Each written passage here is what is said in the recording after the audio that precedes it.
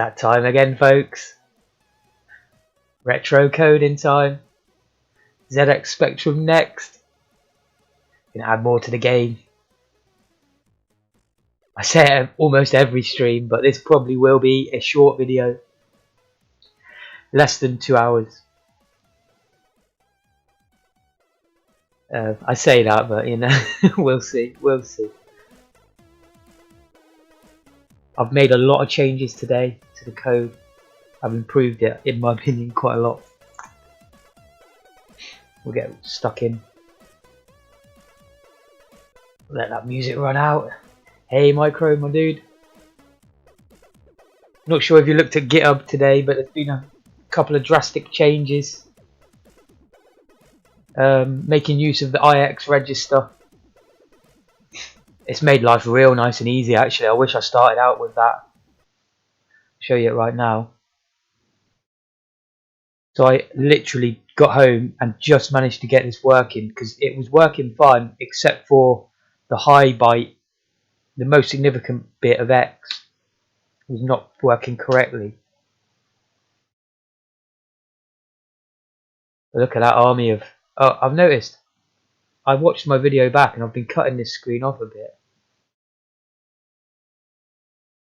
And I forgot to fix it. There we go. Look at that army of... Did you probably notice, if you did, that the you know, the ones on the far right there weren't showing up? And I went all about the houses trying to fix that. And then I realised I was yet again making it way more non-simple than it needed to be. Lemmings video.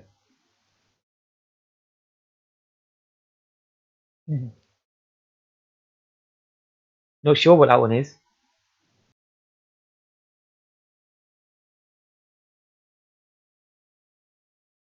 I'd love to know how to make Lemmings. I think that he's a genius, the guy who made that on such old systems. I played it on the Commodore 64, Lemmings. It's just as fun as it is on the Amiga.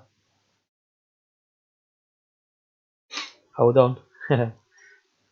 I'll hold on for you, mate. Of course I will.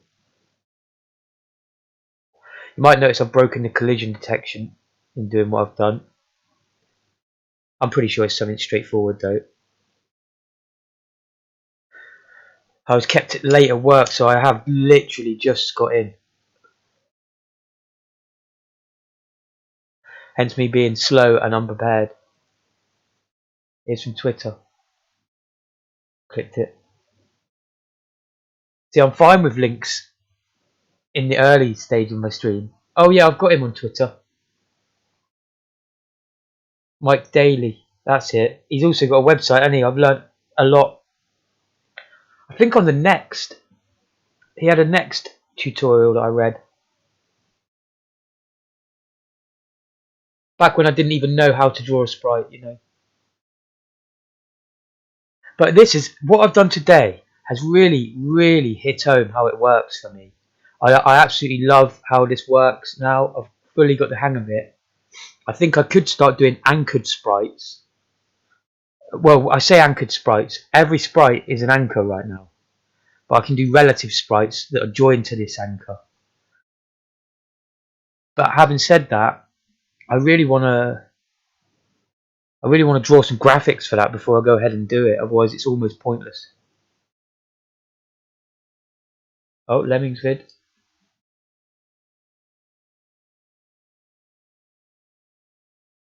Yeah, it's genius, isn't it?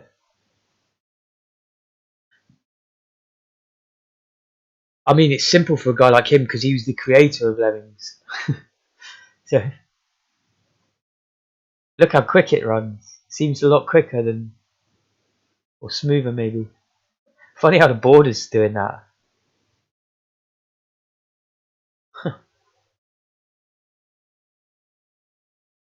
Very cool.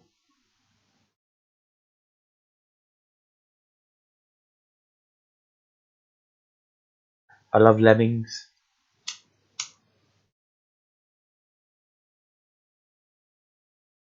Here's what I've basically changed. This looks just horrible, but actually it's very, very simple. It's meant I can delete all of these that we had before. Oh, did it? That's clever. Isn't that funny? Like even a pro like him who knows everything, he still uses the border for some debugging purposes rather than he could have printed a value to the screen if he wanted to with that. I get you. So the bigger the blue chunk, the longer it took, maybe, or the other way around.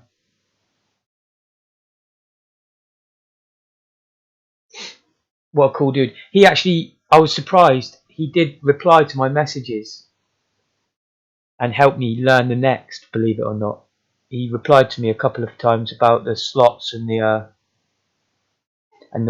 attribute bytes here. I mean, I didn't really understand everything at that point, but yeah. Um, so if you remember, like a few sessions back, I debated doing this with words inside the table of bytes, and at the time I just decided it was too much hassle to try. But I went for it, and it works. So all you have to remember is this notation, and I've even put low high here just to remind us.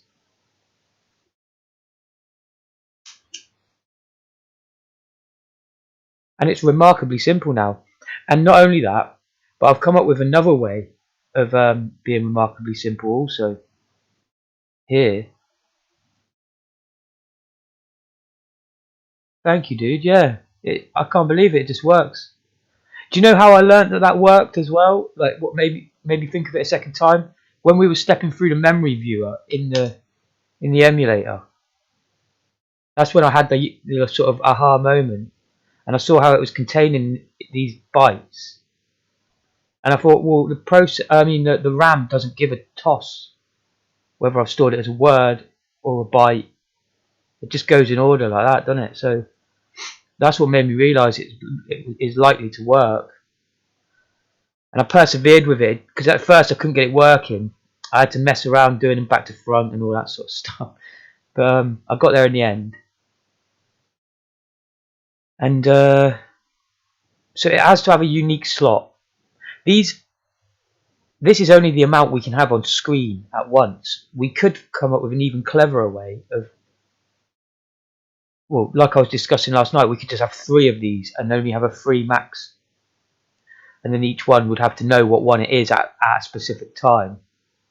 But this is really nice because we can just put the world address there, like the world position, and then let this do the rest. It just does it for us.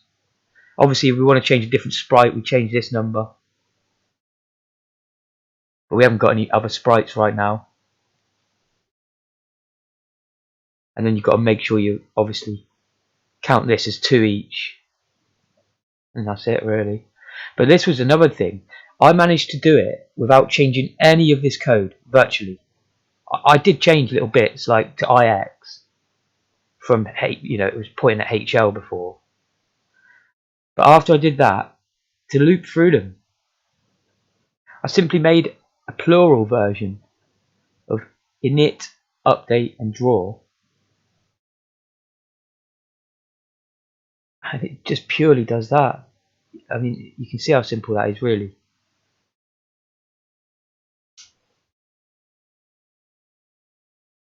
Doesn't matter. Nah, I couldn't believe it. I've made a mountain out of a molehill before with that sort of thing.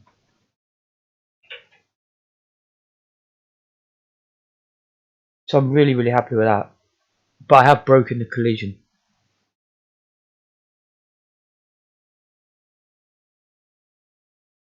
Close them down because we really don't need to see them ever again. And this can be treated like it's just one NPC with IX being the pointer already set. So why does it not collide anymore? Well, it looks like I probably rushed through this and didn't. I don't think it ever gets to here anymore.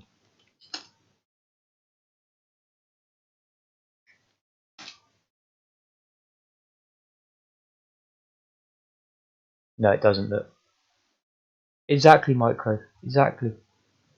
And I thought to myself, I've actually created a base here, like the same thing I started out doing on this collectibles. That's what gave me the idea, but as you can see I didn't do the words yet. I gave up with this. I thought, you know what, I'll just do it to the NPCs instead that are already on screen.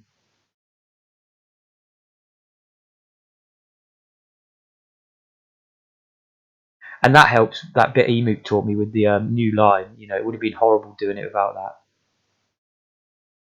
Good evening, Balkan.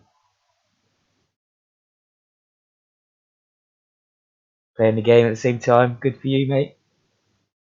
What game is it you play again? I've forgotten. And also, were you streaming it?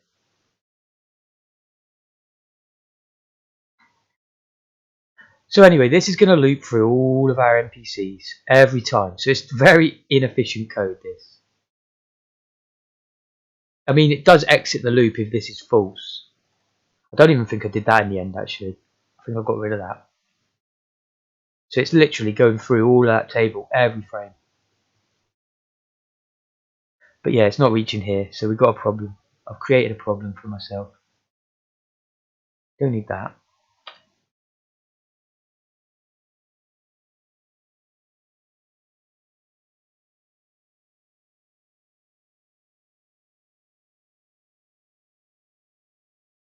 That's it, Eve, wasn't it? Oh, Horizon. Is Cyberpunk out now then, is it? Finally. That's funny, I haven't had a decent PC for a while, so the last time I checked, that had been like one of them games that just keeps getting delayed. November 19th. Definitely, yeah. I might get a new PC for that, even though I'm not that excited about it anymore, but it would be nice to do some streaming of games, current games people like to watch. It'd be good to have a blend of the two, modern and retro. Anyway, let me check.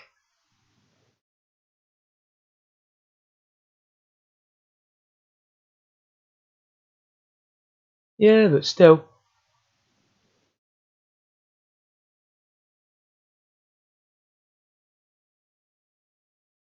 I might do some flight sim as well.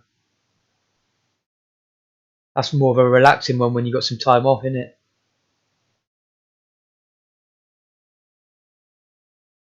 Great Escape Specky game. Yeah, but the problem is I'm actually pretty bad at Specky games, but I used to stream them. I'm just not that good at them. I need some of the sort of the mod cons that come in modern games, instructions and stuff. You're bad at all games. I'm alright at Counter Strike, believe it or not. I'm pretty good. Pretty good. I used to be a Legendary Eagle. I think Legendary Eagle Master. I used to be good. Used to be. I haven't played for well over a year now, so I'm probably terrible. But I reckon I could get back into it. But PUBG and things like that, oh my god, I can't play that. I just go and hide in a corner on that game.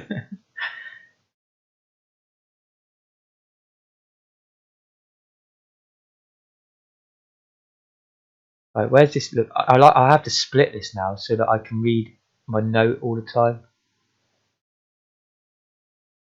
I'm going to be bold and delete the comments because I'm pretty sure they're not needed now.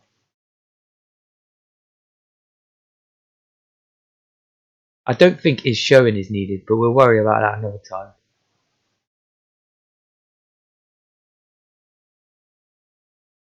Aha, see, it's looking at the high byte of position. We don't want that.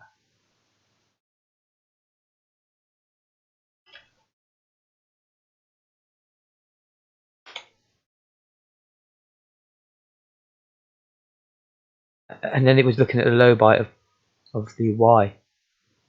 So I don't know how I managed that. Ah,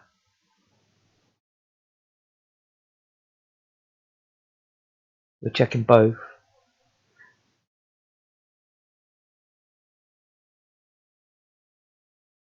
Yeah, that's alright, that's the high. It's checking that they're equal to see what side of the screen we're on. I noticed we don't use the high by over Y, so this is nonsense here. But we'll keep it anyway. Probably don't need the breakpoint now. I reckon that's fixed it. I love Frogger. Do you know what? I do that retro achievement thing. I suggest you all to do. It's really, really fun. Called retroachievements.org, and Frogger was the first one I've got, but I haven't quite maxed the set. There's like I've got to level 9 out of 10 without dying. It gets super hard though, about level 7. It's really fun. I play it on the Sega Mega Drive. That it's good. It's proper like the arcade. Yeah. Oh god, my mouse wheel's playing up. I go through so many mice. It's unbelievable. I fall asleep on top of the bugger. That doesn't help. Yeah, it works. I mean, I don't know what's happened there. We're not handling going into fight properly anymore either, but the collision now works. Start fight.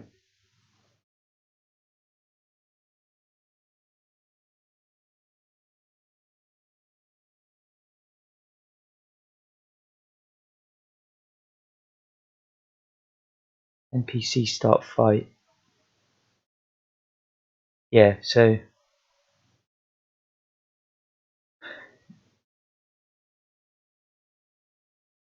what we really want to do, I mean, it's highlighted a problem I hadn't thought about. Whereas it's going to collide with just one, and if we've got more than one on the screen, we'll need to deactivate them.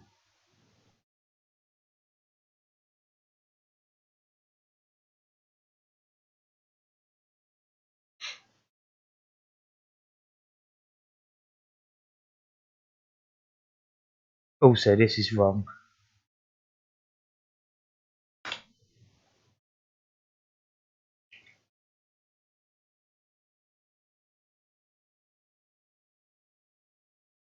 Okay. It's still going to goof out, but I just want to see whether that looks better. Yeah, so at least my dude's now in the correct place. And you'll probably find the baddie is as well. We just need to clear the other ones.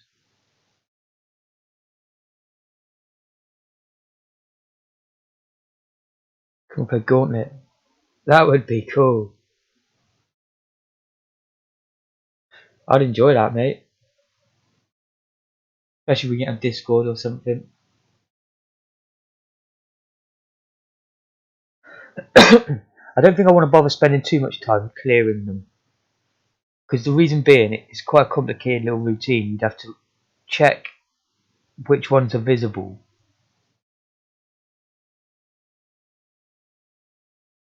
I guess you could make them all invisible. And then only make this one visible. Yeah, that's probably how I'd do it. So, make all sprites not visible. All NPC sprites.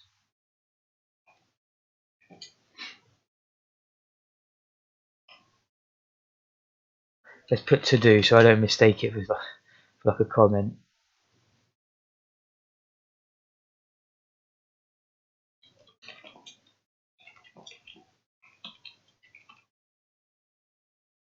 Yeah, that would work.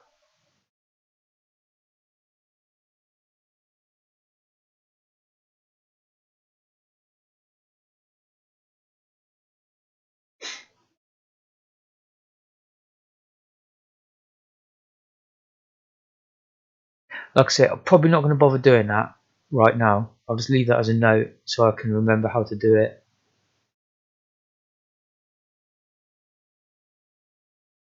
Instead, I'm just going to take us back down to like 4 and have them dotted around the map.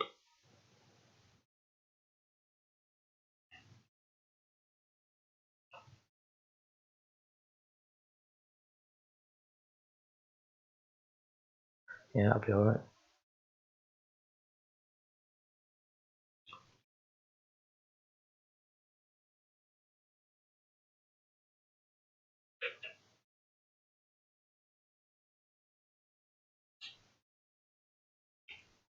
Oh, there we go. So roughly each corner of the map as an NPC. But you know, I'm there. Gauntlet. I've played it quite a few times, but never got deep into the game. I've only got like a few levels in and given up. To really enjoy that game back in the day when it was first out, it was one of them games you have to experiment with different characters and then find your way around. But nowadays you can look up maps online and stuff, and it's really tempting to just look up the map online because it's one of them games. But that ruins the game, if you know what I mean. But I do love it. I would love to play on the Specky. Right.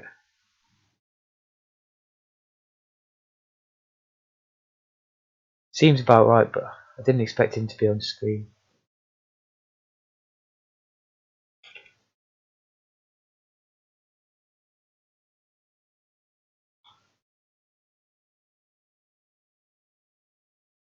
Wow, I didn't know it was an arcade game. That's brilliant. You worked on it. Oh, it worked.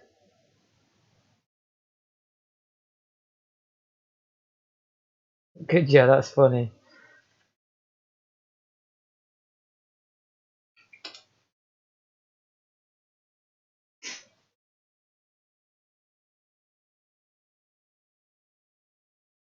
Yeah, so just to save any hassle, if we make sure there's only one. Oh, look, it hasn't spawned us correctly there.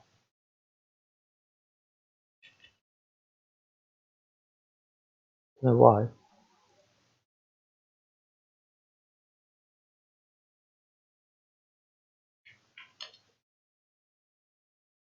Valkyrie.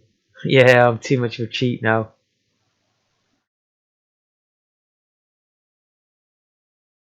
Oh, very odd.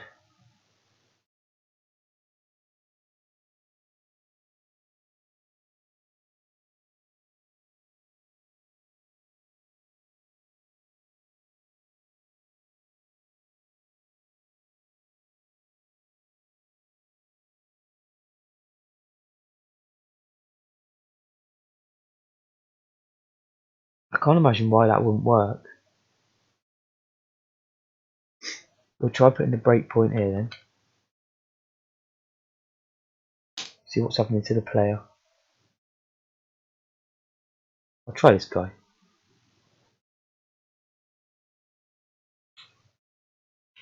Oh look, it's worked this time.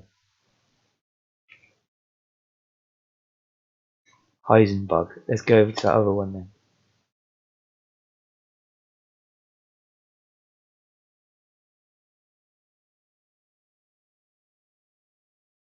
Yeah, weird.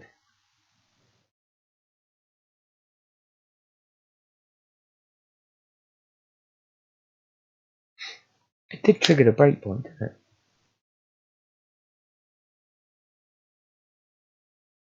Yeah. Okay.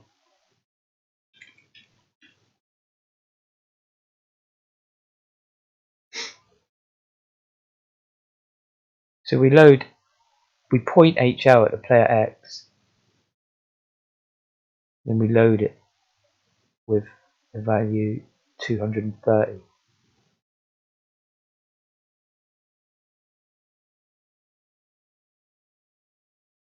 Why does it say 64 there?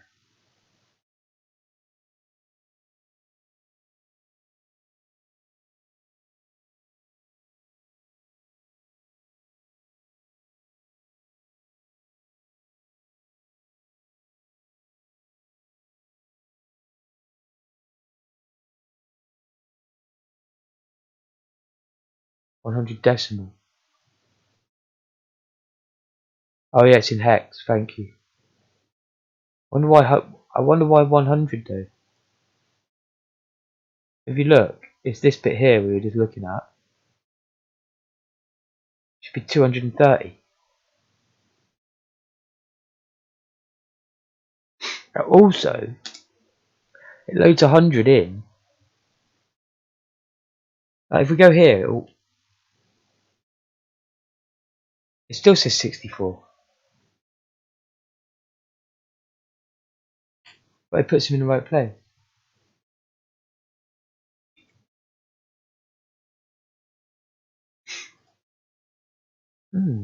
It was working absolutely brilliantly until I put these comments, I swear. Well, no, actually. Get rid of the breakpoint. If I walk to this first guy here, it does work.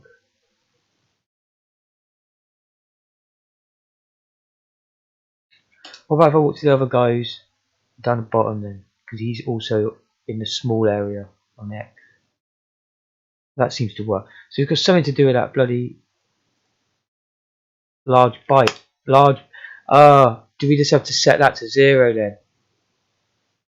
For it to work? Or at least just ignore it?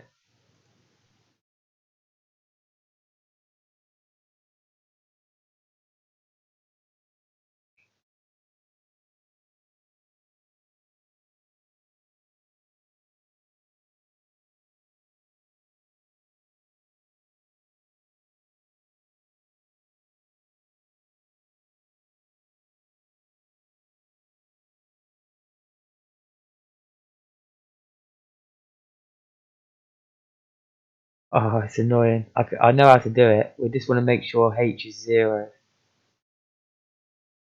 We'll make sure the top byte of that is 0, really.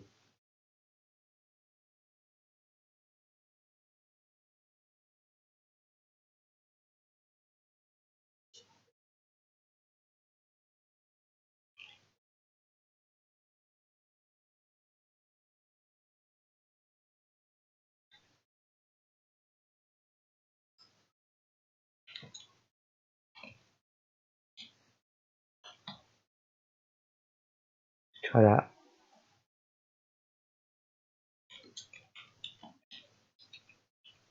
Whoops.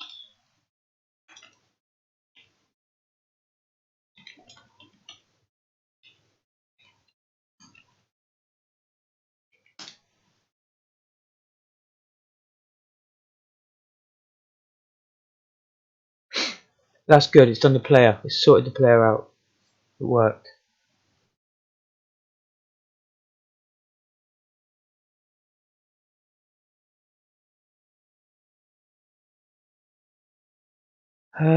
Interesting.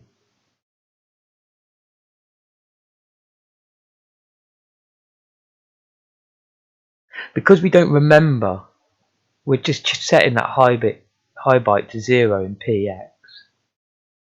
It means that when we come out of it, we won't be in the same place on the map. So really, I'd have to remember like a true false. Was it set or not? Store it. But I'll deal with that again at another time. Same thing's going on here.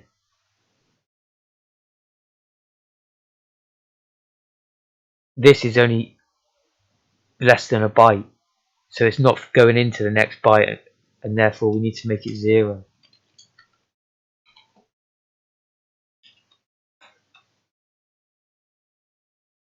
Don't think we really need to worry about the Y. Never gets set anyway.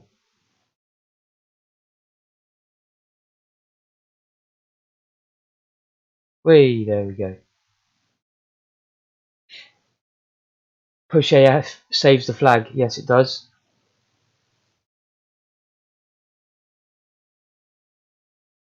I'm not using flags so much at the moment.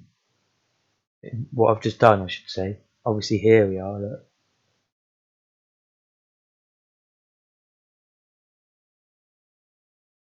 Because push AF just stores whatever's in the 16-bit register of A and F, doesn't it? You know, the 16-bit sort of pair, or whatever they're known as.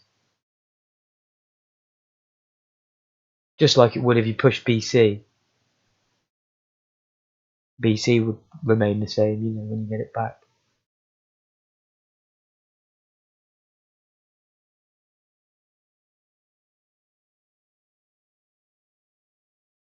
Well, that was remarkably simple. Like I say though, I've just opened up a problem where, fair enough, Micro. I can't imagine what it'd be like now. When I had one day trying to figure out C64, and I thought to myself, well, I must be able to do something on C64, seeing as I've sort of figured out the Z80. But it was like I knew absolutely nothing. I couldn't do anything.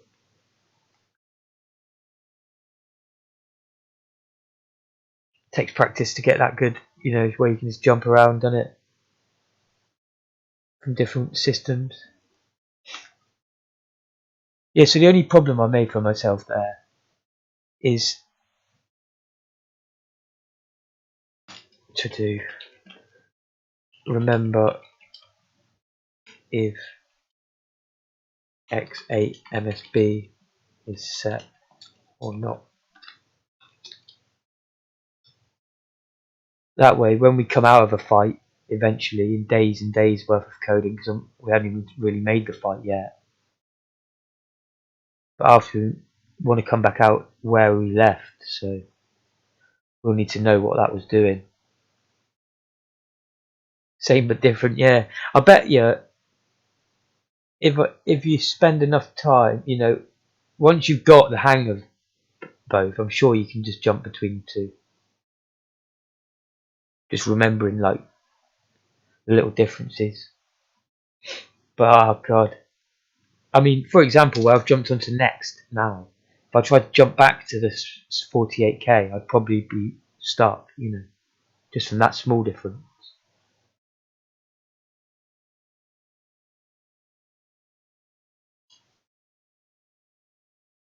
Anyway, that was easy. The collision was easy as well, so I'm on made too good time now. I've only been on 35 minutes. I've sorted out loads of the things I thought was going to take ages. Done the collision. When we get into this fight, I need bloody fonts, don't I? No getting around it.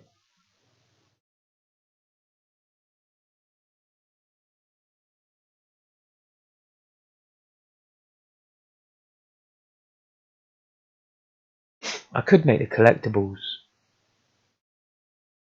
I'm tempted just to delete all that though. I'm gonna delete it all. Except for that top bit.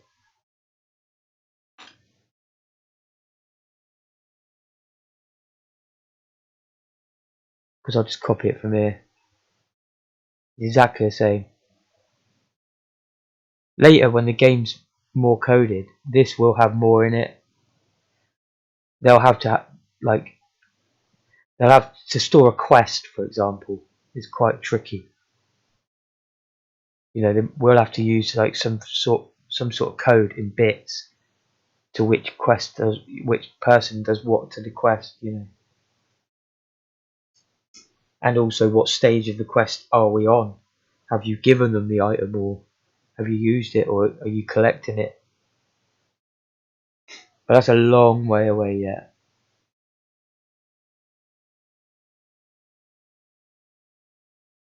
Get rid of these.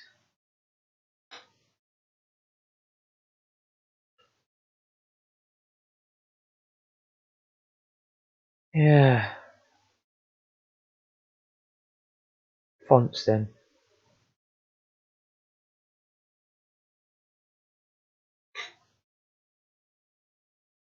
Oh dear, I've lost my audio.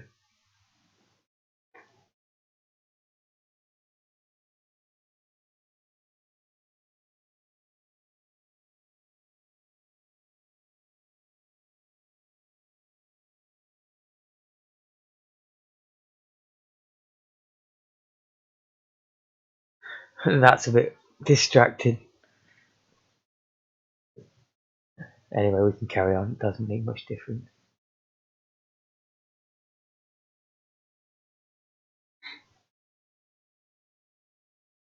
So we load the fonts here.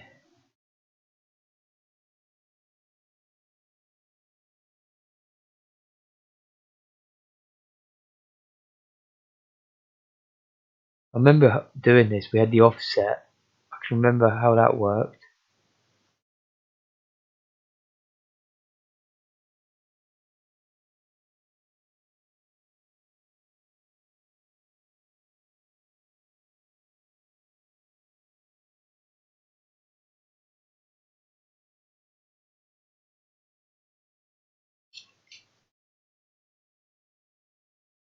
Trying to figure out why this doesn't work then.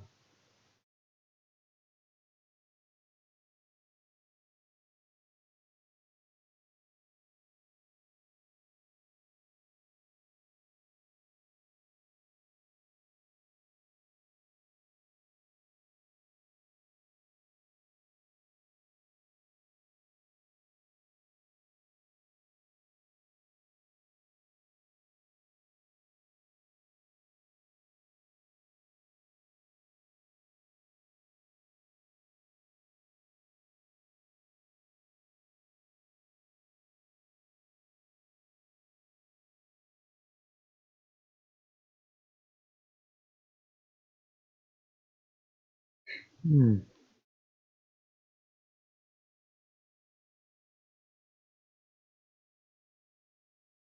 Is that why? C.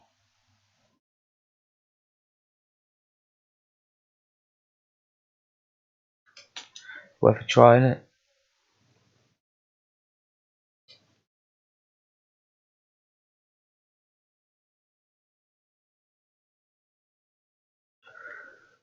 Remember, we had it working just by calling that one time.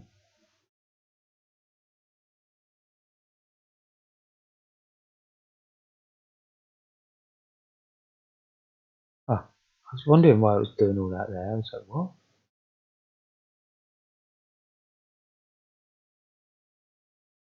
Okay. Doesn't look too complicated, really, does it? I'm sure it's the way I've loaded it, isn't it? Oh god, it looks awful, though.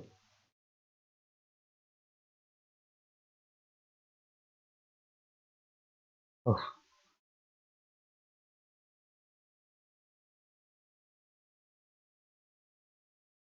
it's in the wrong page, isn't it?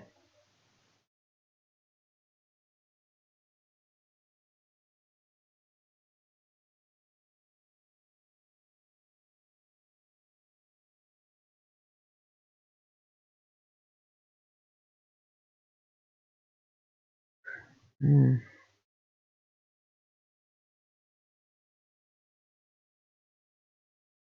That's it. He was helping me with C-Spec.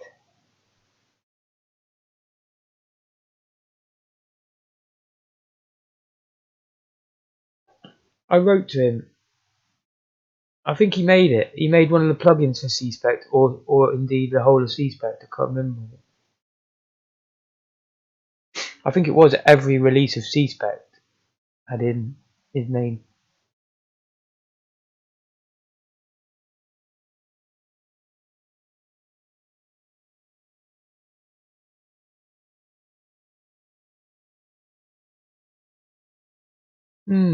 What's going wrong here though?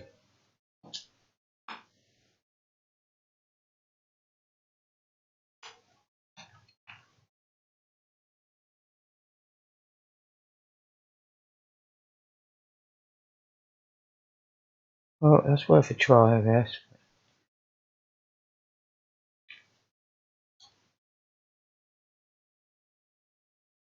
Oh, there we go. The tile map's broke because of it, but I think that's because I guess we need to go. I don't know why the tile map's broke actually.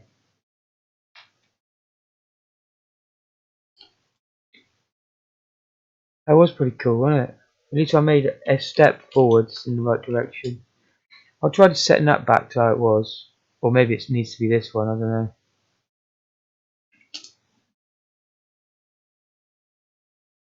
Nah. Hmm.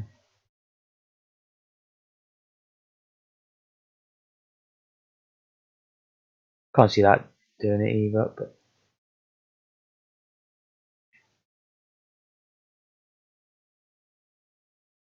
that's not going to do nothing, is it?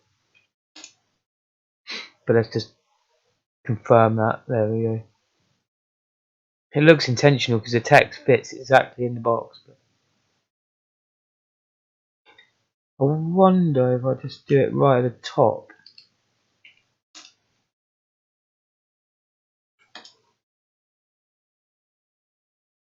Weird.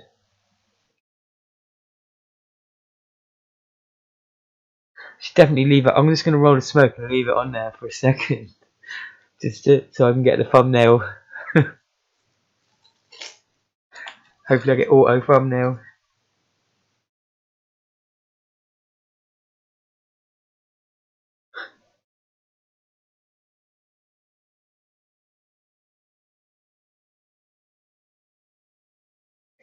Oh, I know what I could do if I can't make any progress in this. I could try and do an anchored sprite before I go off. It is just going to be a short one today, but I've got plenty of time left.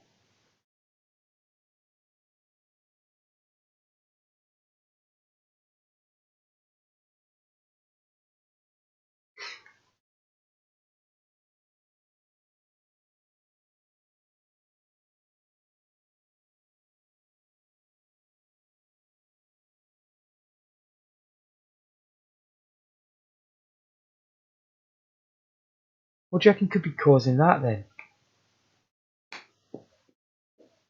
Just from your own thoughts, what would you reckon?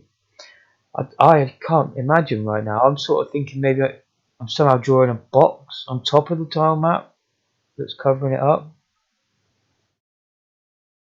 Ah, it's the layers, isn't it?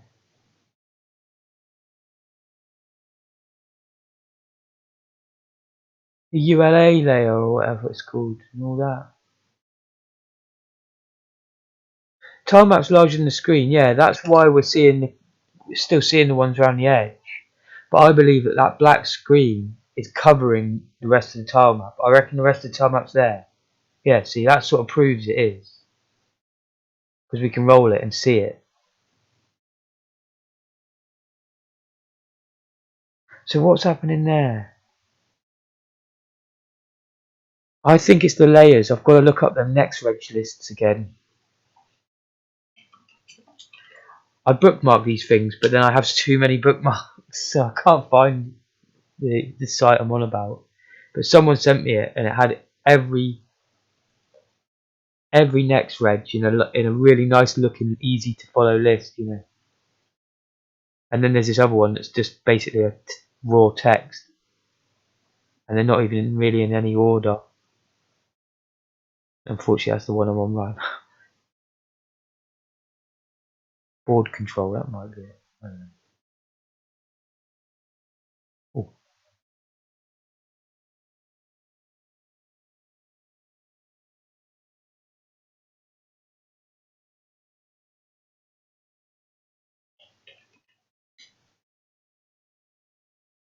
Oh, right, next reg.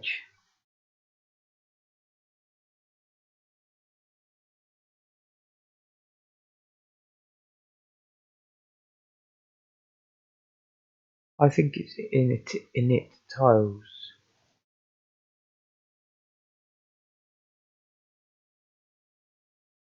Whoops, didn't mean to do that. Okay, I'm there then. It's not that. 6B, it's one of these ones, isn't it? Yeah, layer priority, that's it. I think that's what it is. Be worth looking into. Whoa.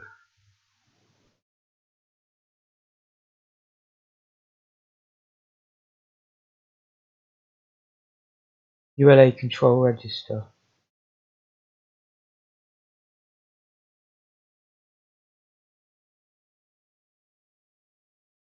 I wonder what happens if we put that to 0 then, right then.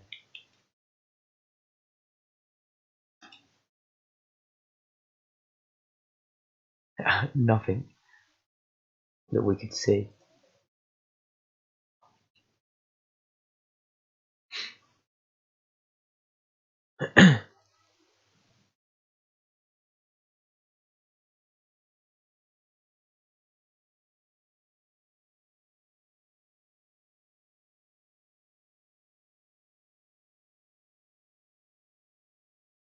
There's something about blend colour. I don't think that's it though, is it? I could try it. Bits 5 and 6.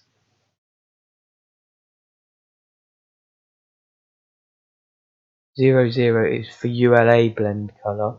10 ULA and tile map. Or 11 just tile map. Let's try just tile map, see what happens.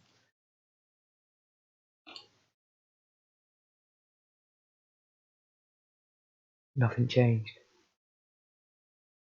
It's updating again. It's strange, isn't it? It never used to do that when I first got it.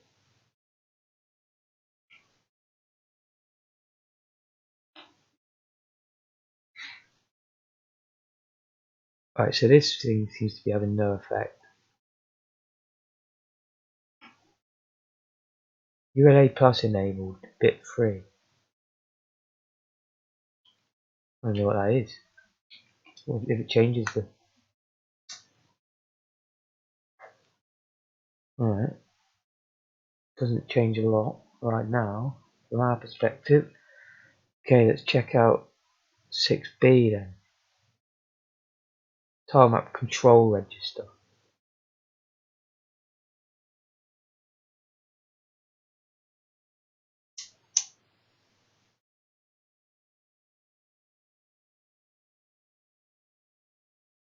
Enable text mode. How's that? Okay. Get that. Ah. 1 to enforce tile map over ULA layer priority. It's to force it. Oh, to enforce.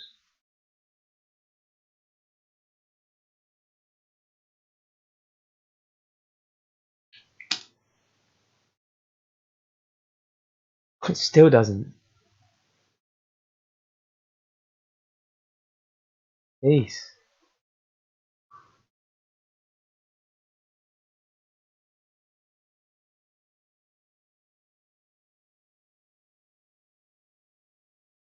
Not really seeing much here then.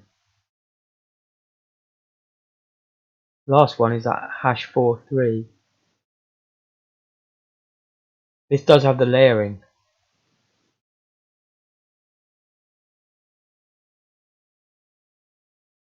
So ignore bit 7 for now.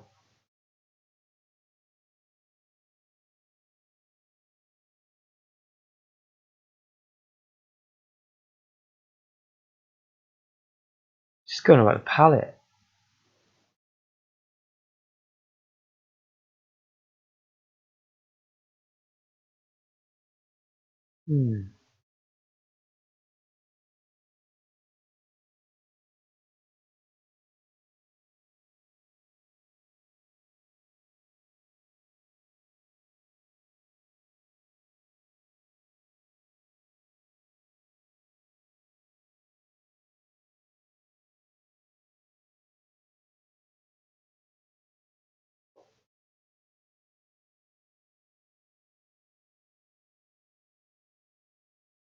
So we're currently set to tile map first palette. So I can't see this changing anything.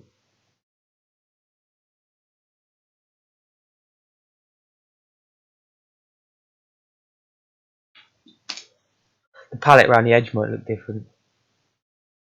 I don't think it does. XReg 15. Let me put that back to how I found it a sec.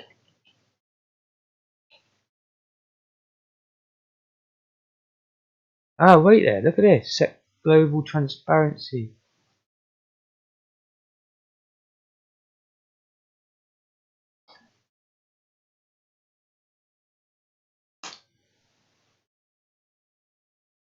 Hey! The only reason I knew that is because I can remember changing it.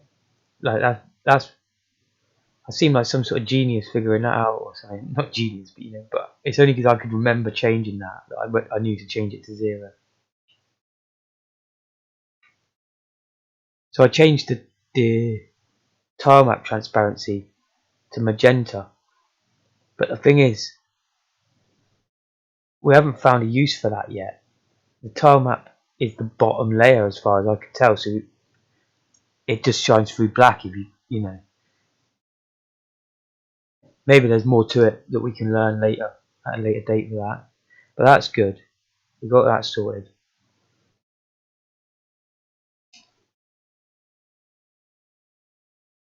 So printing values is still a pain in the rear, you know.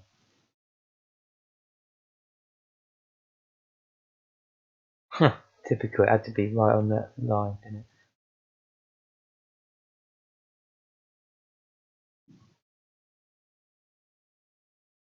So that was back from when I was doing the dialogue system.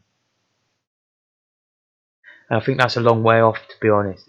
It's a big task that. I used to struggle even in Unity making a dialogue system.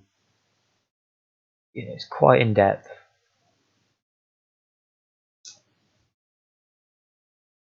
IO registers. It was 14 micro, by the way.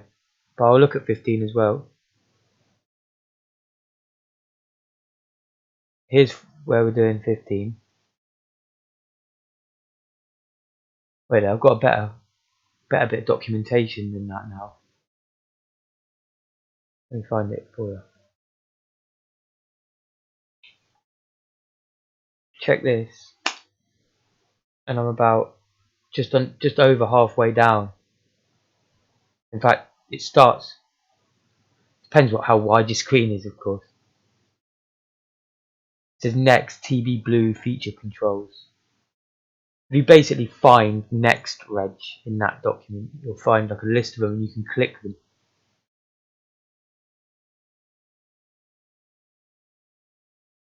Sprite layering system hash 15 enables low res layer.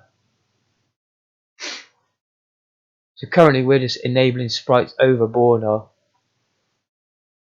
and visibility.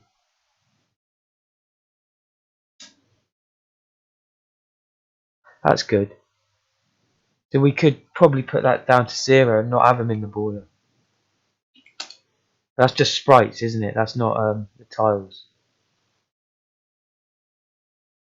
Yeah, see? I'm sure you could do the same for the tiles.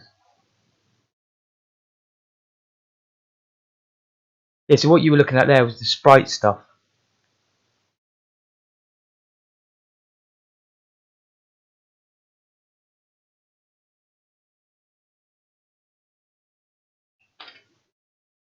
It seems that 14 is the tiled one. So that was 15, 1, 5. And then we've got 1, 4. What does that one do? Oh god, I've just closed that document that I gave you. There it is.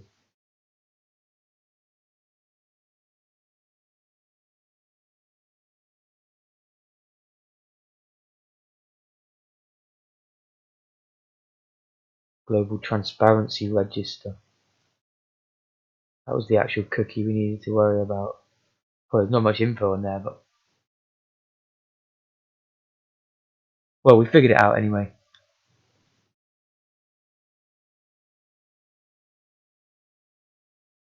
So I want to adapt what we've got in the dialogue system, wherever it's gone.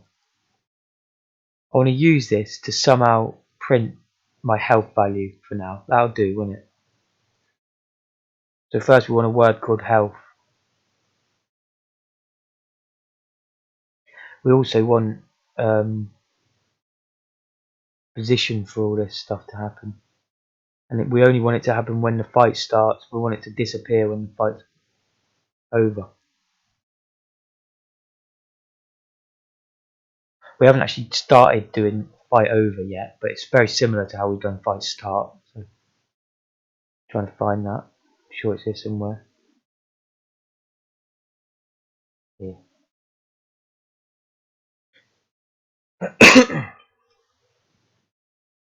So we position the player.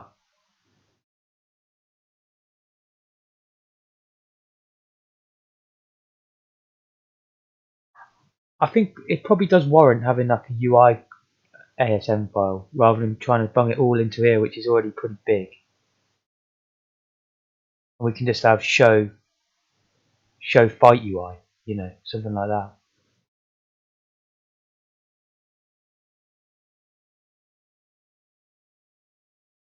Even the layout of my files here is quite messy. I don't really like it, but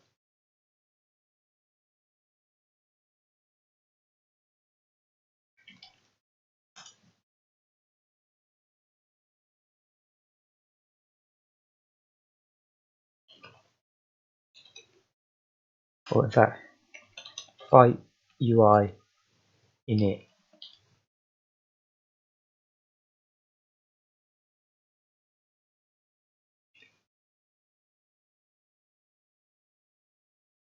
So that's just going to show us. It's just going to print them numbers in it. It's just going to put them in the right position.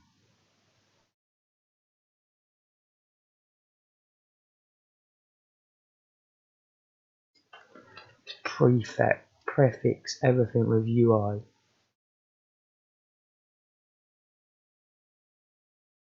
Probably do the same with apps on it.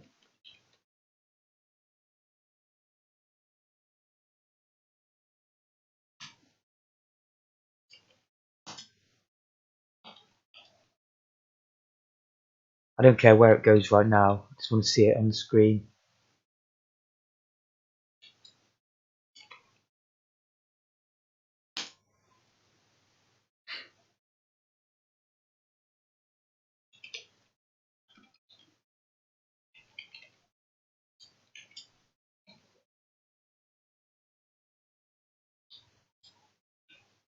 I'm not sure if a colon can. I'm not sure if our text writing code can handle colons right now.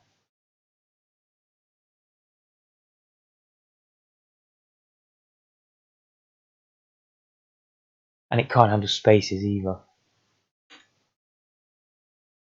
It just ignores them if I remember. Oh, no it doesn't. It can handle it.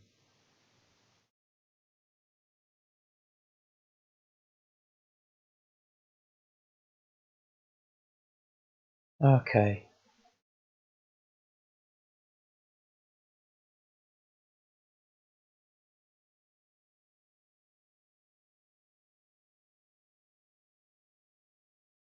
Open this up.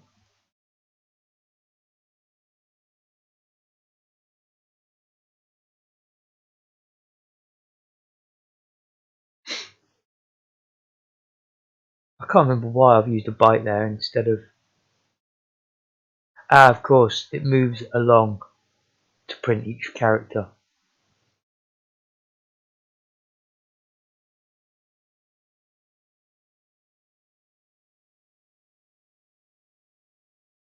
Let's just copy this in a sec.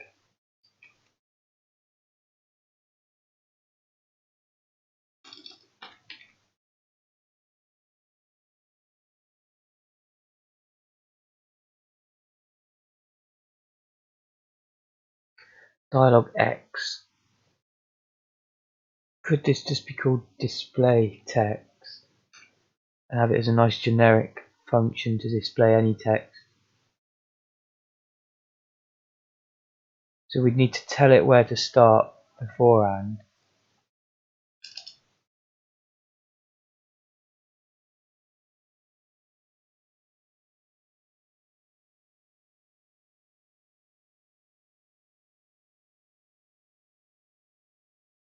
Keep moving it along. I think that would be alright.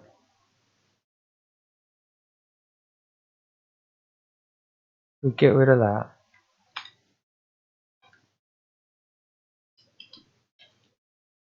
Make A equal.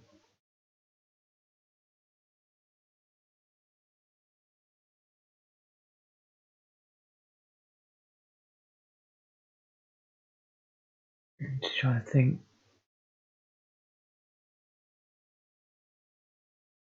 I think it just needs to point at where you want the first letter to begin. I'm guessing it's in cells. We can be sure it is because look at that. We know where it was getting printed.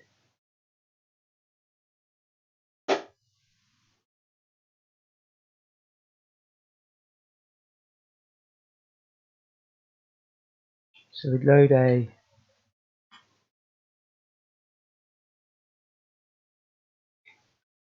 UIHPX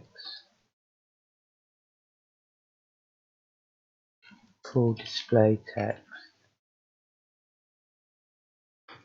That's going to go through until it finds a 0.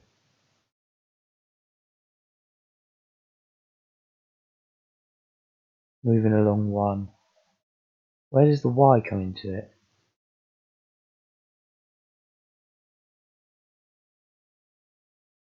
HLYX. So we must have had them set up that way.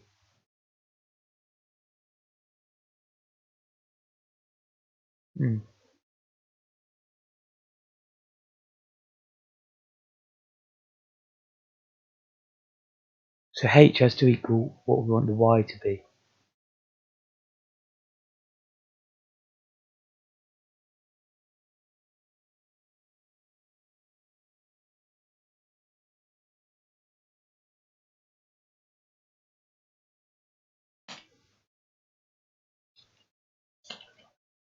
I think that's legal to do that.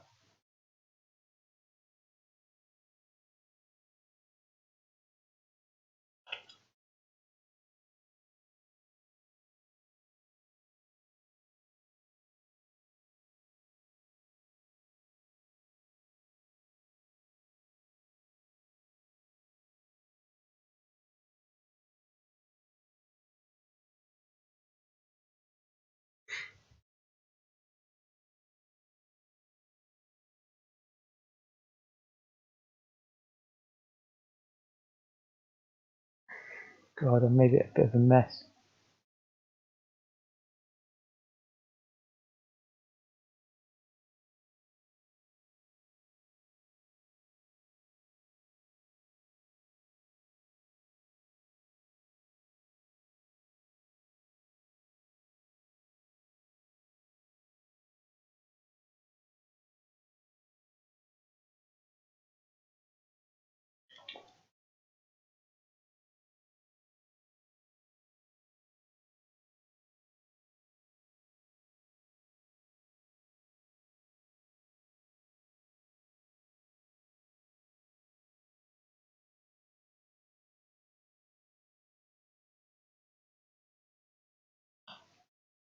I can't really imagine this working,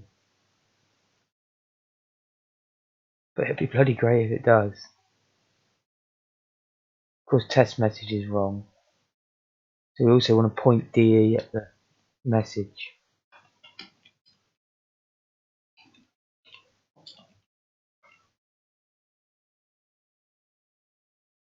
I might be using pointer wrongly there. What I really mean is I'd want it to be the address of where the message is. It's the same thing as far as I'm concerned, but maybe I'm wrong with that. So I know you were saying you were confused with pointers. Maybe I've been explaining pointers wrong.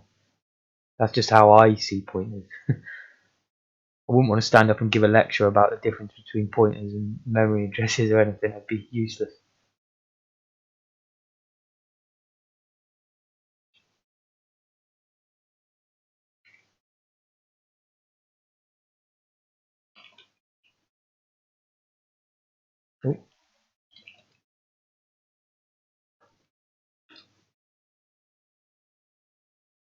Oh. Don't even need this bit here now.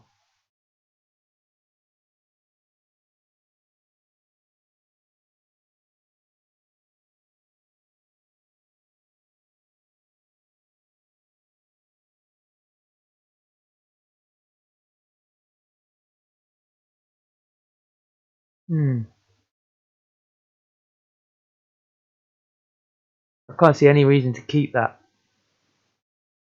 other than I like the name of it, but I can just remove that, can't I?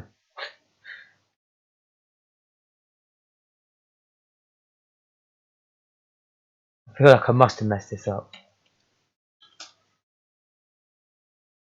It will eventually find the 0 and exit out.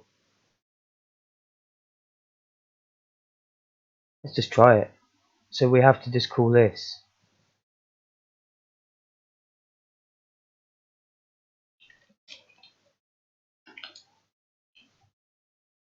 See what happens. Oh, we've got errors. Ha! I haven't included UI, I don't think.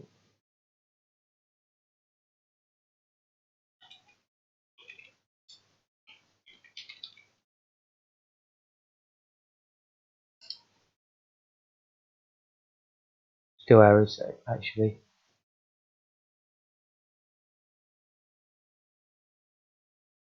Ah.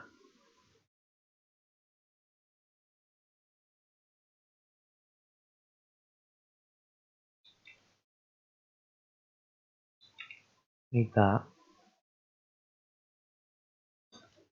Still could be another error. Yeah, there is. Label not found. The dialog text. Ah.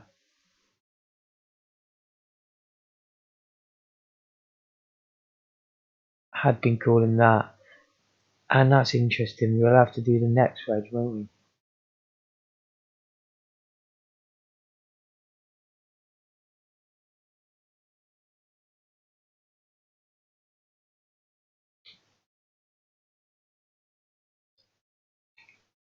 What? My keyboard's weird.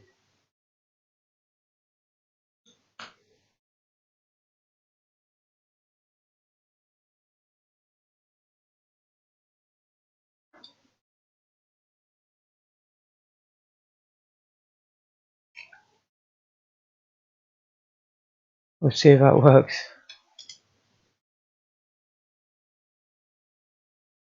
Oh, we've got nothing.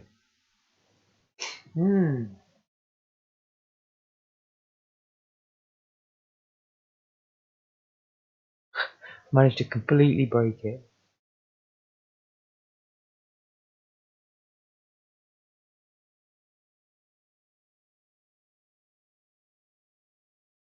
Not sure why.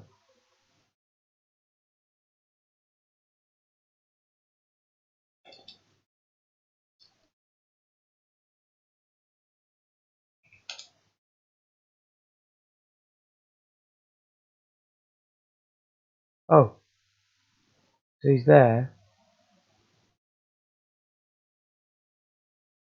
Whoa. They look like lemmings. Get transparency back. I think I did. I put it back how I found it. But I think what's happened is I've messed up.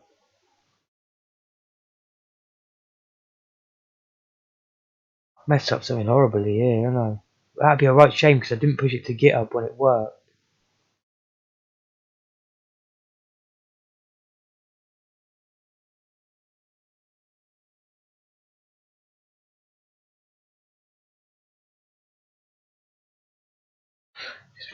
Try something weird like this.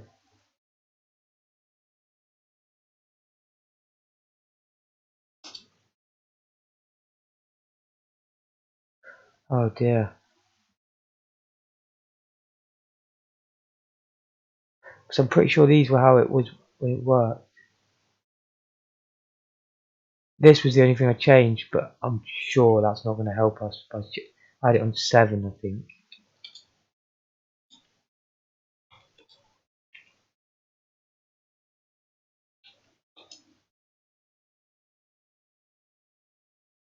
No.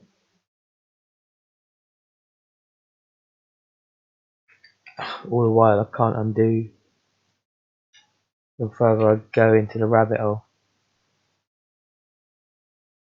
It's sprites that aren't drawing. The tiled world is drawing.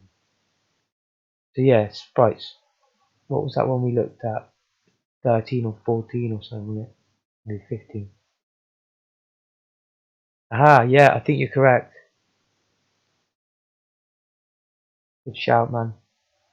I don't remember that being all zeros. Let's find out what that should be then. It's a good exercise for us.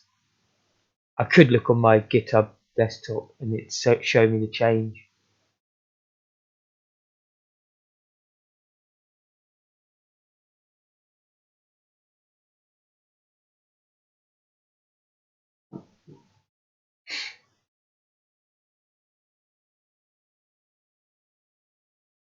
I don't know how that got to 0, to be honest. Can't remember just selecting that being 0. There we go. Oh, it bugged out.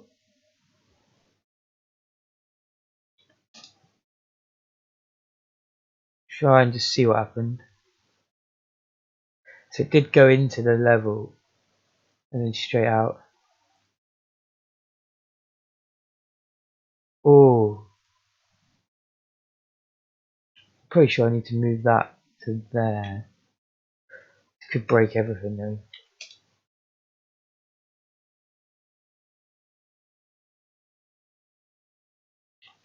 Okay.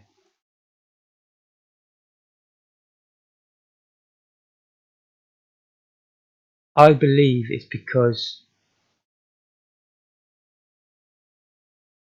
we're jumping. No, I don't know actually.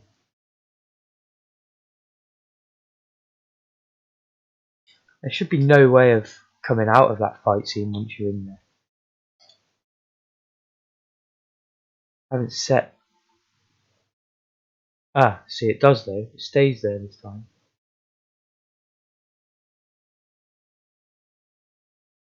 So it's something to do with Cool Fight UI.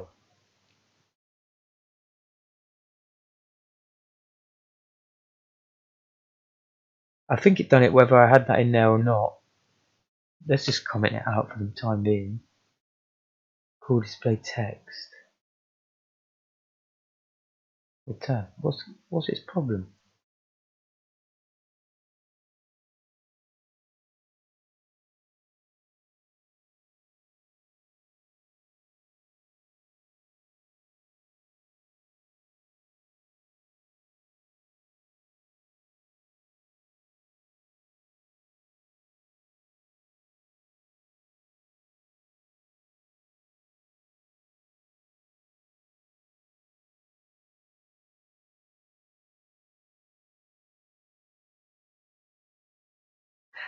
It didn't display the text because I commented that out. But if I have this back in, if you see what happens, it drops straight out of the fight scene now. I should put a breakpoint there. Oh, this time that's weird. Okay, so maybe it is this line that was doing it.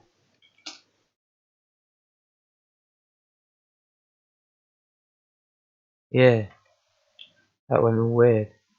So A, yes, it's not showing the text, and B, we need to put it back to whatever the flipping hell it's supposed to be on.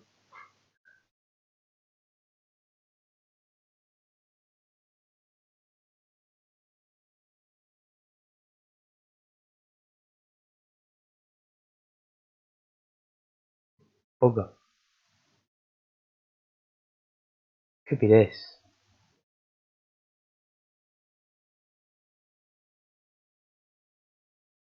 So I'll just try it as a hack.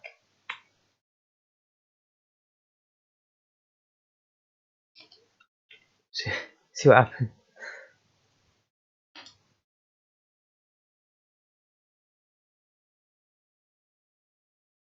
Whoa! Tiles coming out of the floor and flying across the screen.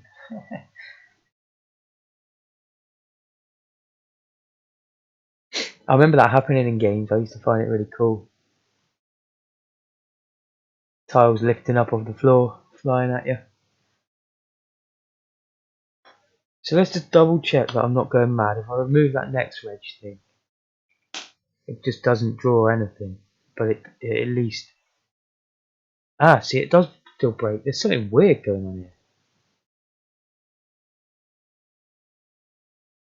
Let me just double check it did compile. Yep, 0 errors, 0 warning. Weird.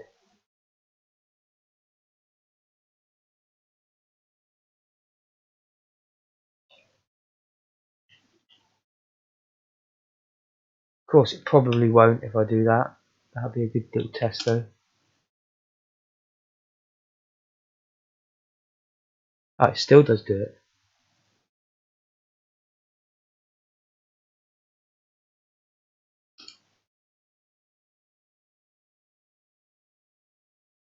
Weird. It, it's like it's not compiling now, but it is because I'm not even doing anything anymore, anything different.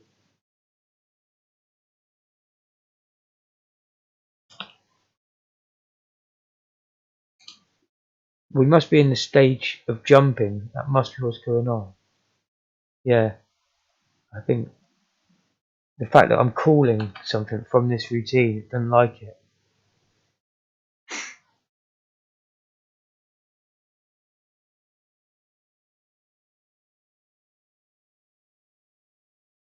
You know why, don't you? You know, normally I have like a game state and then I let it complete an update loop and start again, knowing that it's in fight mode. Well, this time we must be jumping between these somewhere whilst this IX is pointing at one specific uh, NPC.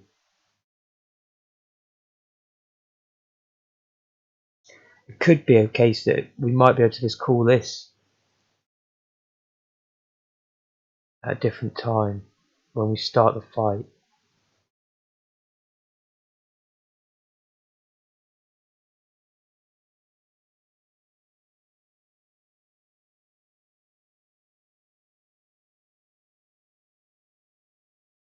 NPC. Yeah, that might work, you know, if we just switch NPC up there, that might actually do it for us. It's another little hacky solution. It'd be funny to see if it works though. Whoa, it's even worse. Look at that. I love that. Surprised that was even worse. Start fight. It's not a jump though.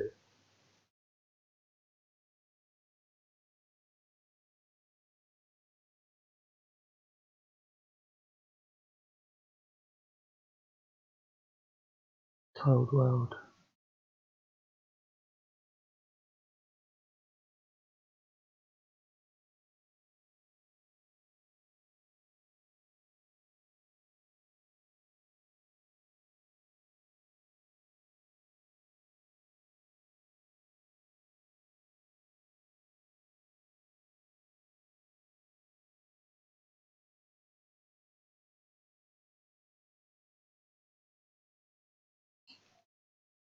I don't know, it seems like a dumb idea, but let's just try to push IX. Pop IX.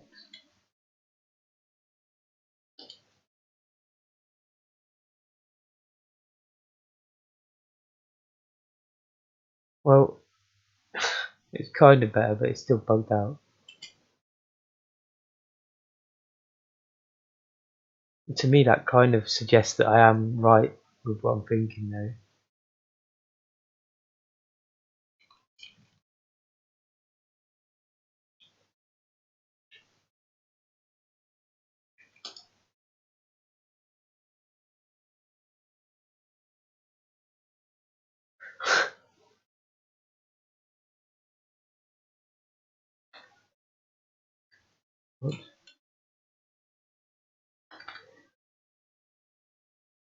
Alright, well, in NPC, 'cause that's the problem, see. IX is putting at one specific NPC. It checks if it collides with the player and starts the fight.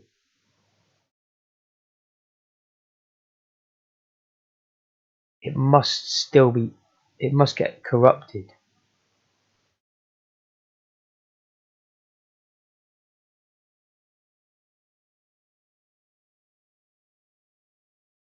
I reckon we could have that.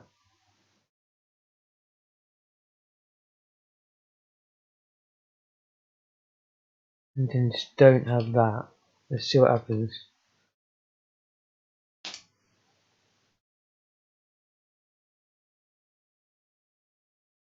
Oh, even weirder. Some strange bugs going on.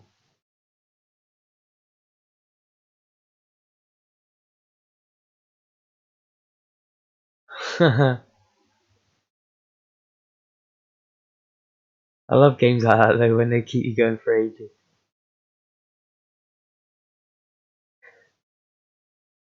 I find that crazy that that's bugging out in that way. I have got more ideas up my sleeve. We want to only update.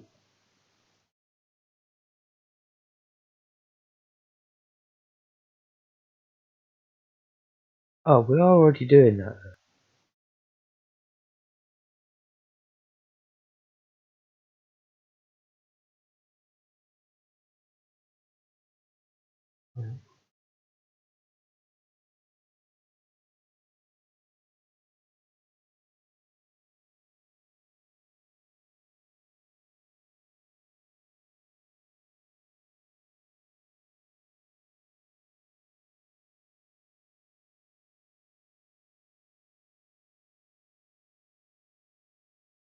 This is a bad idea what I'm about to do here, because in the old Spectrum code this would have worked nicely, but for this you need to set the visibility bit.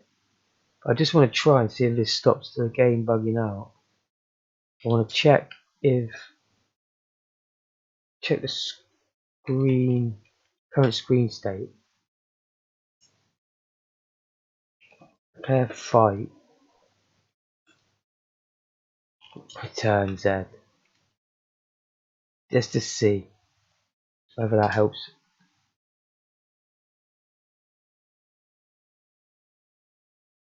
Not really.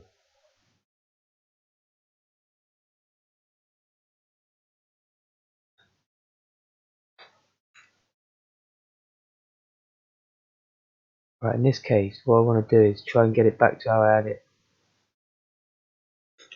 so I can GitHub it.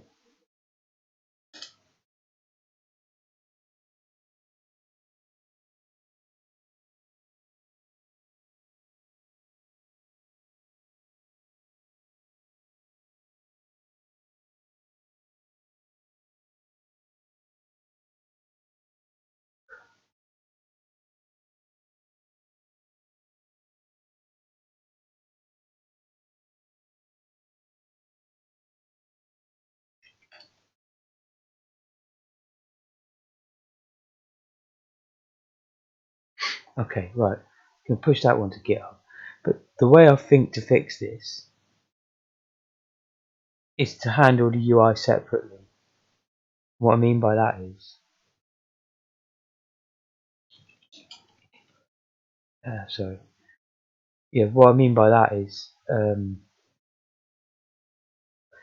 I'll tell the UI just to look for when it's fighting, when the screen is in a fight, and it can just do this automatically rather than to call it from that routine.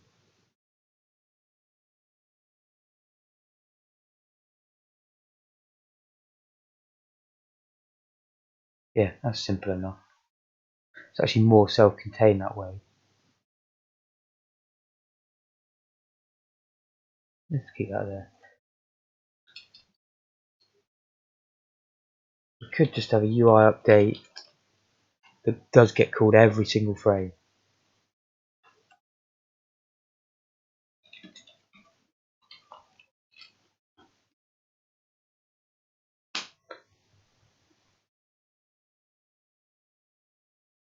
We'll say level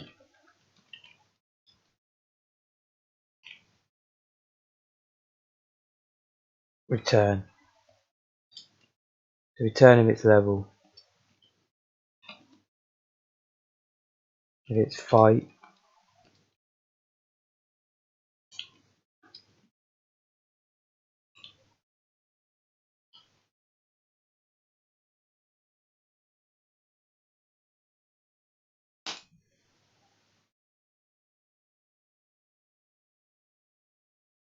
because we will have more screens where the UI will be used. Also here, this only happens one time, yeah? So, quick way of doing that. Okay, man. Yeah, it does seem like some loop back. That's a good word for it.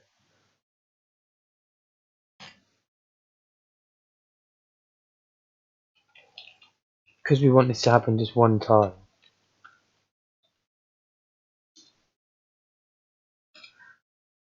Will it actually check fight again?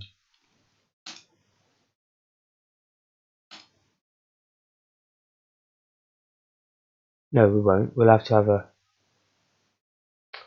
Ooh.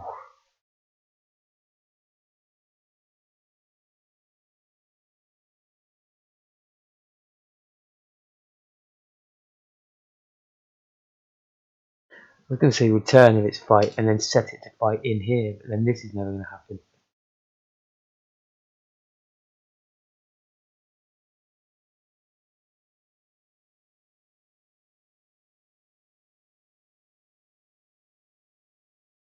Hmm.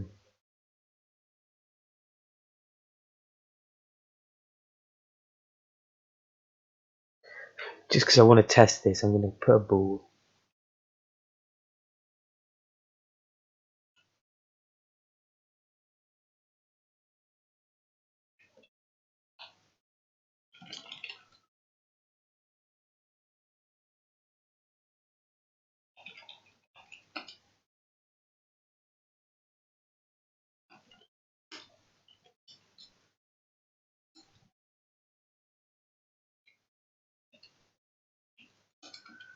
So set it to true.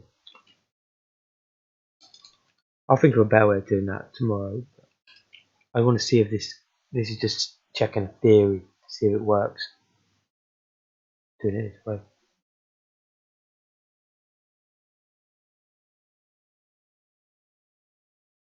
Right, so that's going to happen one time, but we'll call this every frame. So as soon as we go into the fight, it's going to try and do that.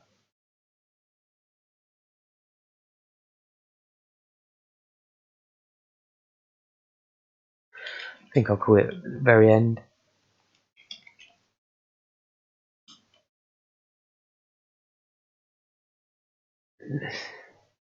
Yeah, so I did just push it to GitHub in a working state.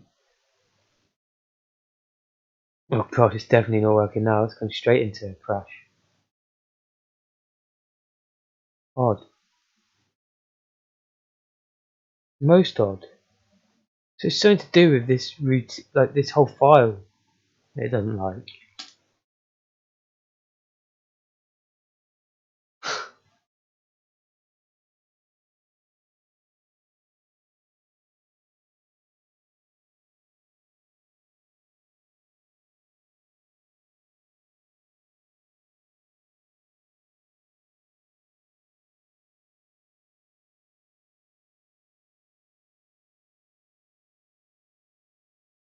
Hmm.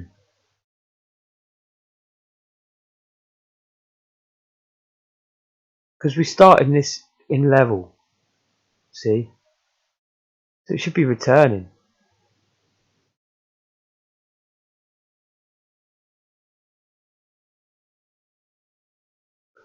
I find that crazy.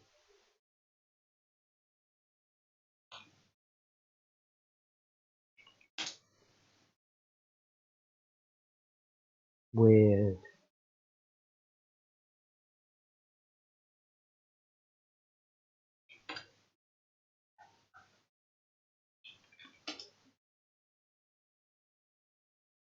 I find that crazy.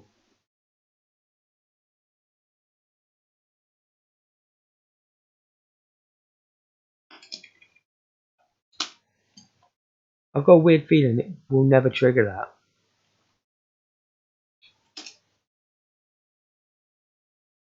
No. But it's literally something in there causing it.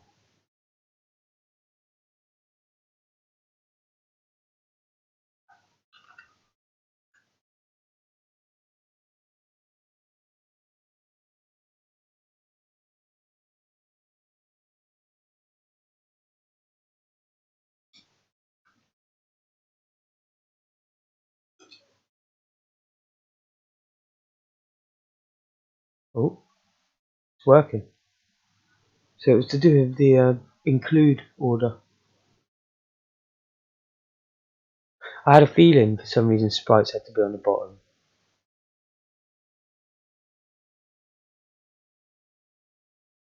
Just I thought I was being silly.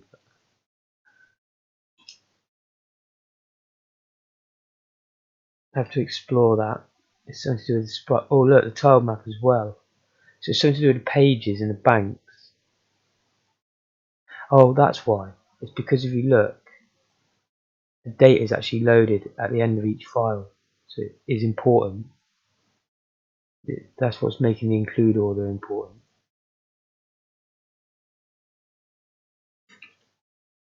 So just do that. Yeah, looking good, isn't it? I wasn't sure what it didn't seem to be low enough on the screen, the word HP. Look, 200. I probably made this way more complicated than it needs to be as well now. It's almost tempting to delete it all and start again, but it's a bit late for that. You can do that tomorrow if I want to.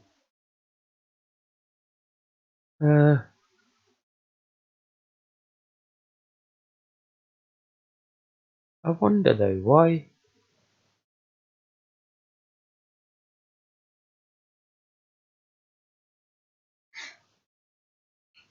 It just seemed odd that the HP was written there. It's so central.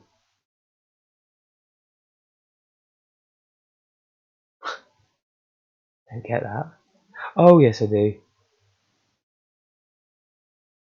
It's not. It's in cells. So I want my text to be written over near my player, don't I? Really. So it's going to be like, let's just say 28 and 30. Is it 32 height?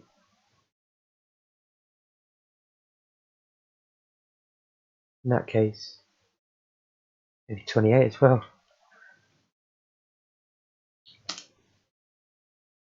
Looking good. Oh no, it's not.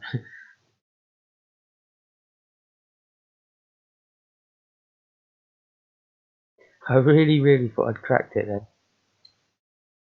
Let's put 0, 0, see where it shows up.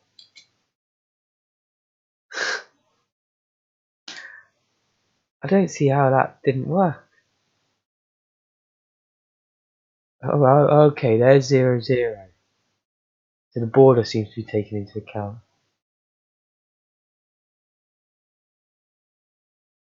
As easy as that.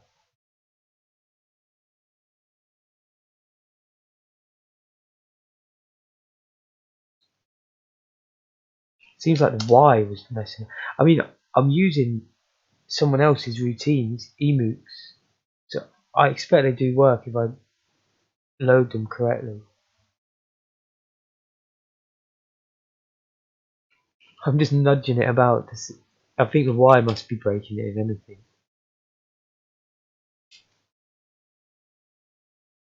Alright, all looks good so far.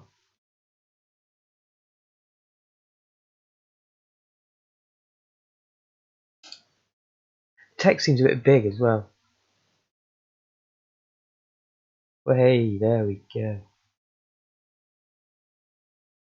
Just move it down 1 and back 2. It is progress, thanks Micro. And we can certainly reuse this sort of stuff, a lot of this code. That's perfect now, isn't it?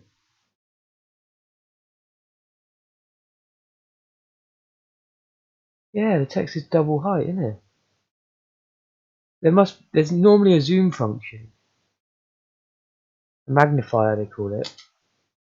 So let's take a little brief look.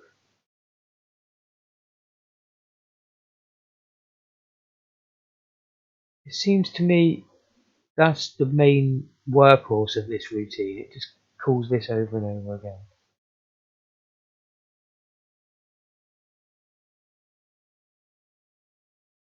Got a tile to layer 2.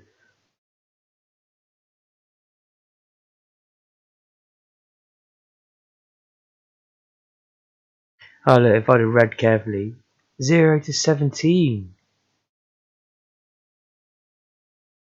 I'm not sure why. It's working for us at lower height or higher or whatever.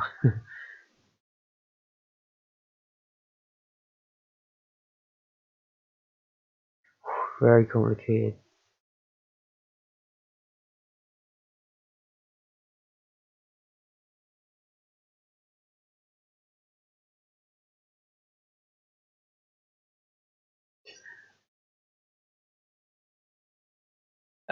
The font is 16 by 16, but it has 4 letters on each one of those 16 by 16 tiles, and they're mapped. Like that's what all this offset's about. I remember looking at it, so they're actually 8 by 8.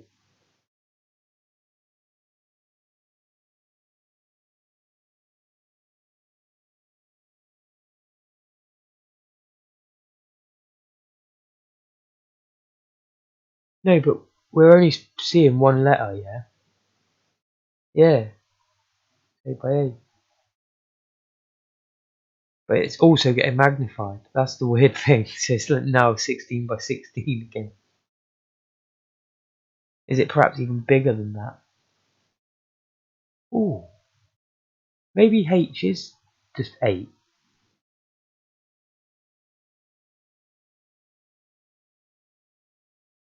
I think it is right, actually. You take into account my player's width, like the black doesn't show up properly, does it? But if you, and also there's a tiny bit of spacing around there. It does look big, but my player's 16 height, and there is white space. Strange. I saw the artwork at one point for the fonts.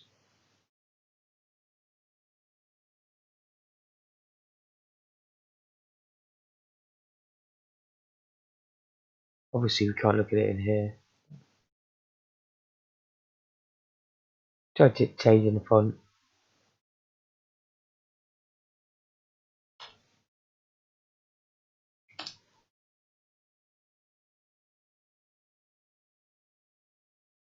But hey, well, it looks good enough anyway. Last thing I'm going to do for today is try and think of a way of printing the values and have a little crack at that. Because right now I wanted it to be that simple, but that's going to be quite hard to print. I'm not even sure if the fonts included numbers, you know. I've got to see the artwork. They might not even include numbers.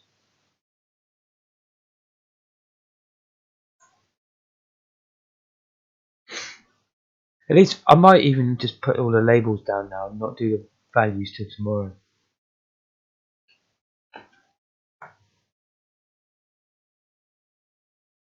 But we surely do need a way of printing very small font. We want a way to be able to, like, the player to be able to press like I for inventory, and we want him to see all his inventory, his level, everything all on one screen.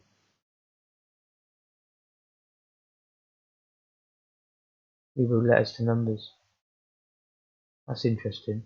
Yeah, but you can't really do maths on it then, can you? That's the thing. Let's say I want to add like 10 HP, or maybe I want to store a byte to say how much an enemy is worth in XP. Yeah, you know, one enemy might be 50 XP when you kill him. The next one might be 275. You know, so these definitely need to be words as well, like XP. Well, no, actually, XP could go up to 255, and then you could go up one level, so that's okay.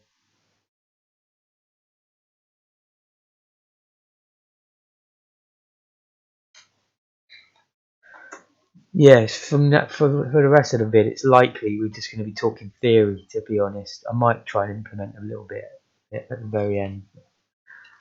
So far, I'm thinking use bytes, but we have to figure out a way of converting that into a string, and that is And really, I find that's quite an advanced thing. I've never had to do that before. No worries, Michael. Yeah, I'm going to be gone any minute now anyway, man. We sneaked in quite a bit of progress here, though. Especially with all them multiple NPCs. I sneaked in earlier. But we fixed the collision detection and all that. It was a shame running into that weird problem, but we fixed it now anyway.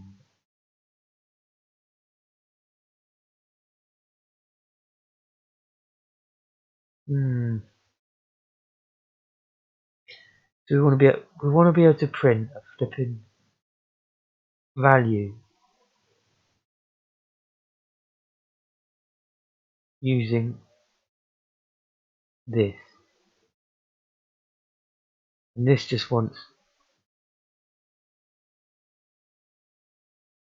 that just wants a value in A.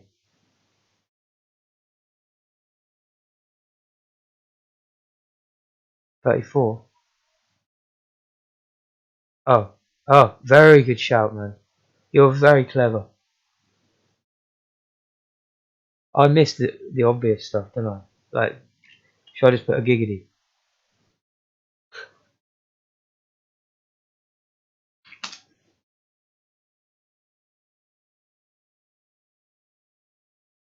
But hey, well, hey.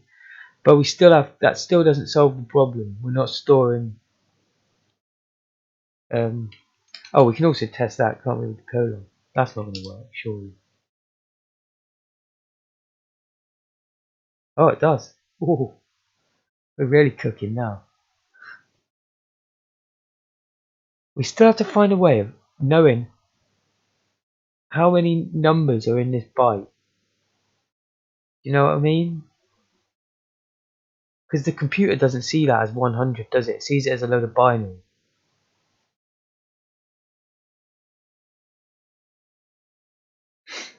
Hmm.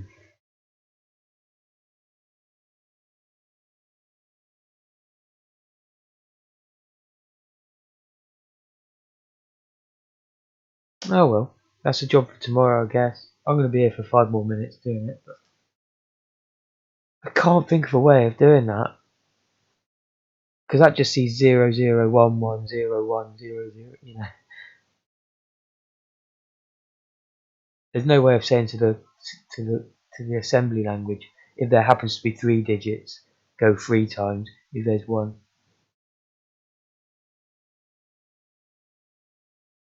see you later, micro. See you soon, man.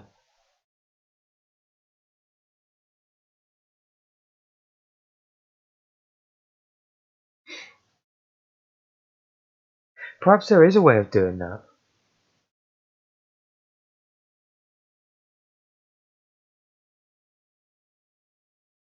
You see, if we know it's 100,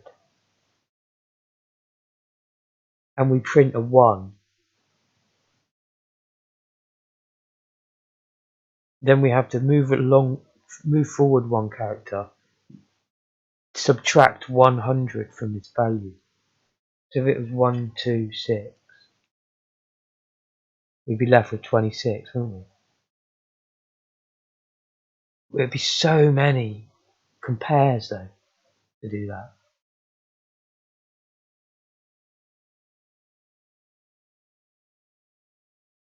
Well, no, if we loop it in tens, so there's 1, 100. Then when we know we've got down to under 100, we start looping in tens. I mean, that's one way of doing it. I think it would work. And of course, get down to the 1.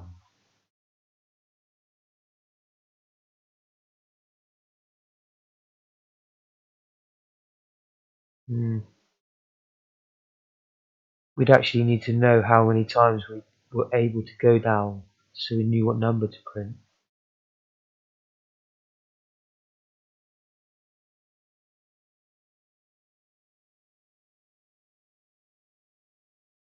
Hmm.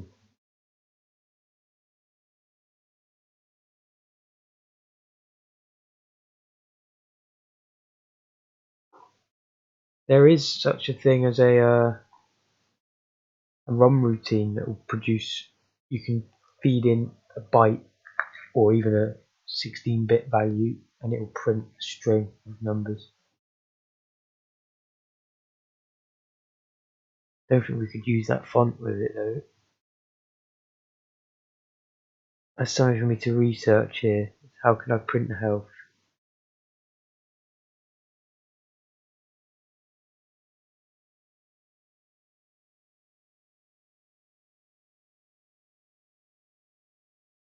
Yeah. So it doesn't look like we've got a great deal added, but today, because I'm going to end it pretty much here.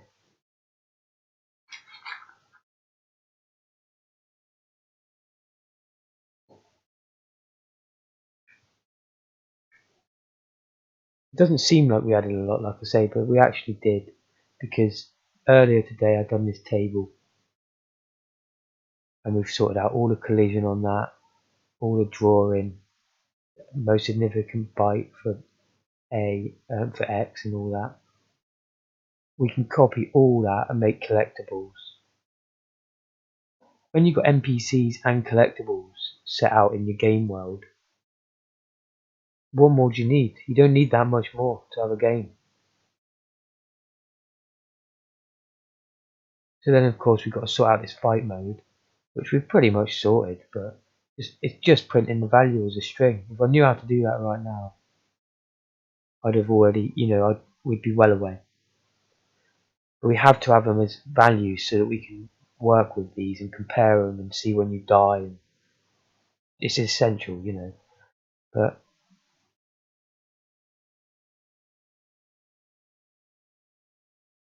if it gets to tomorrow and I still can't figure that out, we'll just have to see invisible numbers and we can still do the battle simulator, see if we're dead, see if we won the battle, add XP and all that.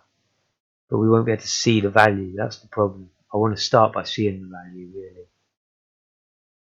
But it just turns out that's the hardest bit for me. I reckon I'll be able to look it up, and once I've found the answer, I'll be like, oh yeah, that's easy. Once you've done it a few times, isn't it?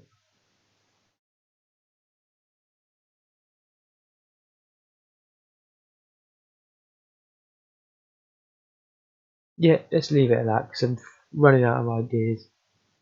So tomorrow we'll most definitely be focusing on printing numeric numbers as strings or converting them into strings. Thanks everyone who's come in and watched. Really appreciate it. Please leave a like on YouTube if you're there. And come back tomorrow or soon, see more progress. Look forward to it. See you all soon. Thanks a lot.